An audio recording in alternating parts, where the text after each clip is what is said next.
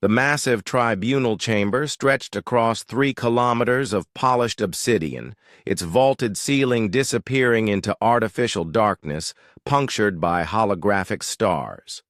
Representatives from 47 galactic civilizations occupied there, designated sectors, their forms ranging from crystalline entities that chimed with each thought to gaseous beings contained within energy fields. At the chamber's heart sat the High Arbiters, ancient beings whose species had transcended physical form millennia ago, existing now as pure consciousness within shimmering geometric patterns.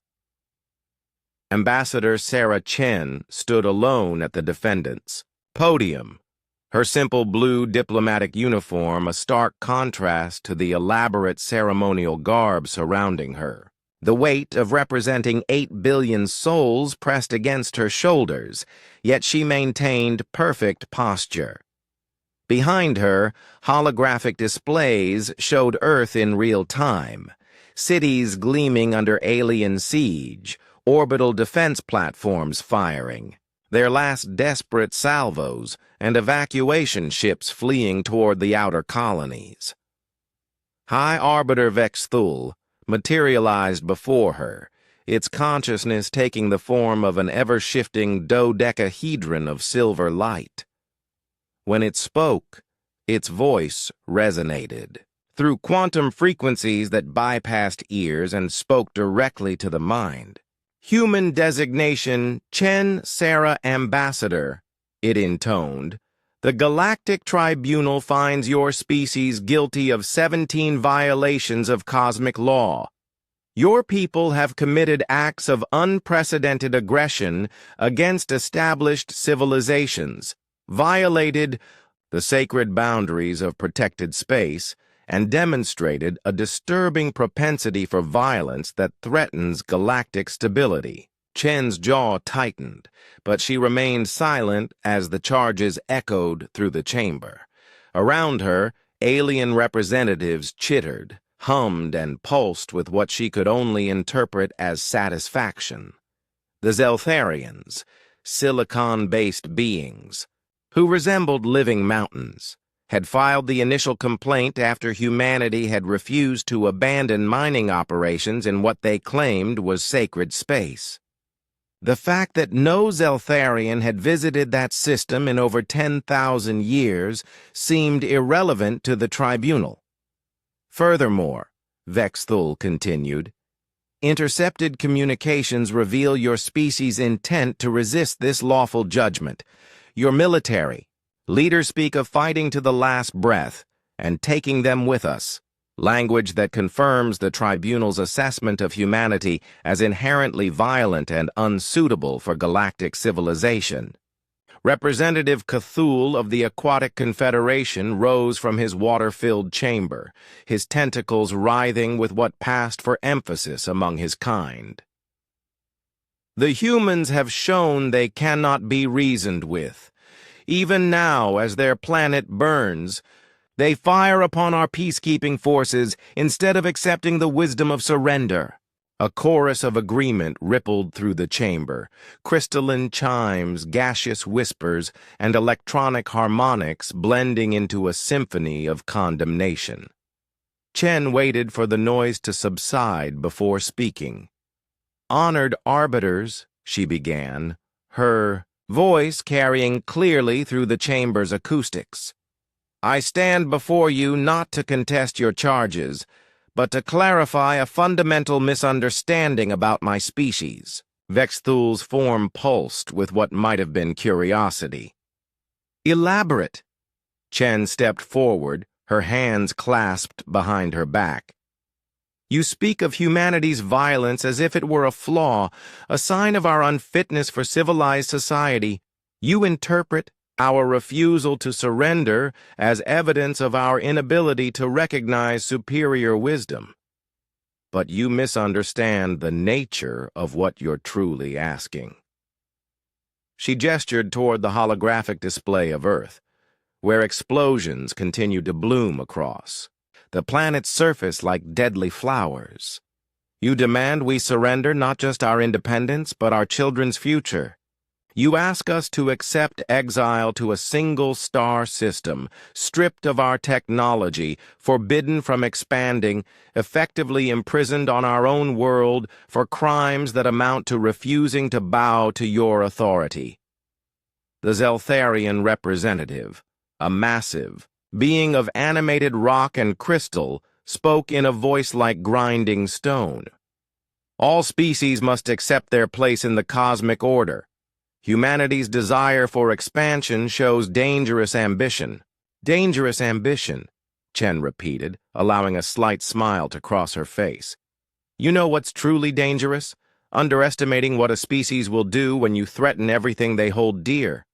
She turned to address the entire assembly. You call us violent, and perhaps we are. But that violence isn't random or meaningless. It's protective.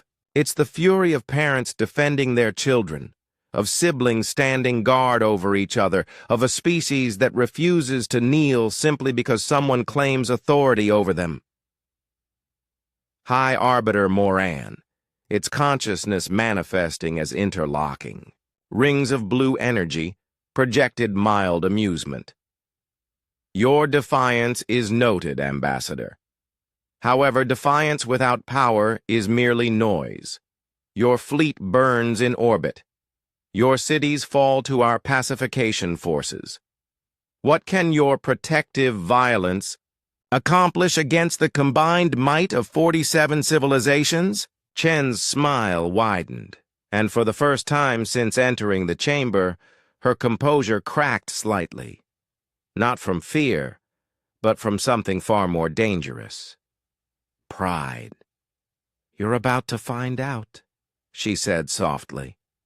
The chamber fell silent. Even the constant background hum of translation matrices seemed to pause. You see, honored arbiters, you made a critical error in your understanding of humanity. You assumed that because we're young, we're weak. Because we're small, we're helpless. Because we haven't transcended our physical forms, we're limited. Chen's voice began to rise, carrying with it the weight of species-wide determination. But you never asked why a species barely 3 centuries into space travel managed to establish colonies in 12 star systems despite your trade embargoes. You never wondered how we developed quantum tunneling drives that match your 1,000-year-old technology. You never questioned why every human you've encountered fights with a ferocity that unnerves your veteran peacekeepers. The holographic display of Earth suddenly shifted, showing new feeds from across human space. Ships, thousands of them, emerging from quantum tunnels around every major galactic trade hub. Not the sleek vessels of the human fleet, but crude, angular constructs that looked like they'd been welded together from scrap metal and pure stubbornness. You see, we've been preparing for this conversation for quite some time, Chen continued, as gasps and alarmed chittering erupted throughout the chamber. Every human colony, every mining station, every research outpost, they all had one secret project. We call it the Broken Chain Protocol. The feeds showed human ships opening fire on tribunal installations, with weapons that defied easy categorization. Some fired projectiles that seemed to phase through shields before detonating inside enemy hulls. Others released clouds of microscopic machines that began converting enemy vessels into raw materials. Representative Cthulhu's tentacles writhed in panic. This is madness! You're attacking civilian infrastructure, trade stations, medical facilities. No, Chen corrected, her voice now carrying the cold certainty of inevitable mathematics. We're attacking the economic foundation of your little empire. Every trade route, every supply line, every facility that allows your 47 civilizations to maintain their comfortable dominance over younger species. She paused, letting the implications sink in. You wanted to know what humanity does when threatened with extinction? We ensure that our extinction costs you everything you've built. High Arbiter Vexthul's form flickered with what could only be described as alarm. You cannot possibly sustain such an assault. Our combined fleets are scattered across 47 systems, maintaining order and protecting your individual territories, Chen interrupted. Meanwhile, every human who can hold a weapon is converging on this sector. We stripped the defenses from our colonies, pulled back our exploration fleets, even recalled our deep space research vessels. Everything we have is coming here, to this system, for one purpose. The tactical displays showed the horrifying truth.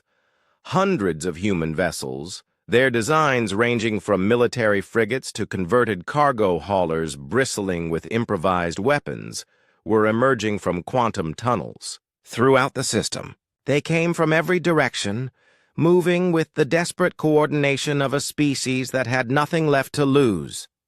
You wanted our surrender, Chen said, her voice now carrying across the chamber with the finality of a closing tomb.